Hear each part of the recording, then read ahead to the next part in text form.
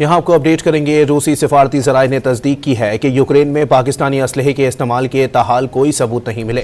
Ukraine को असलहा फराहम करने के हवाले से भी कोई सबूत नहीं मिला। मज़ीद जानते हैं डॉन न्यूज़ के नुमाइंदे अब्दुल्ला मोहम्मद से। अब्दुल्ला, इस हवाले से क्या तफसीलात हैं? जी बिल्कुल, कुछ महीने पहले खबरें रिपोर्ट हुई थी कि पाकिस्तान ने कुछ अमरीकी कंपनियों को असला बेचा है जो यूक्रेन में रूस के खिलाफ इस्तेमाल हुआ है। ताहम अब रूसी सफारती ज़राए ने डॉन न्यूज़ को बताया कि मास्को को यूक्रेन में पाकिस्तानी असले के इस्तेमाल के ताहाल कोई सबूत नहीं मिले।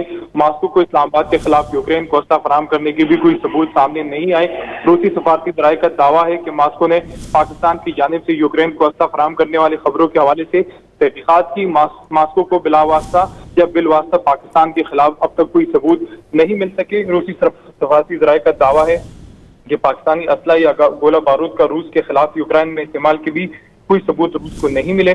मास्को इन इल्जामात की बुनियाद पर पाकिस्तान की सियासी और अस्करी क़यादत के साथ मुसलसल राब्ते में था।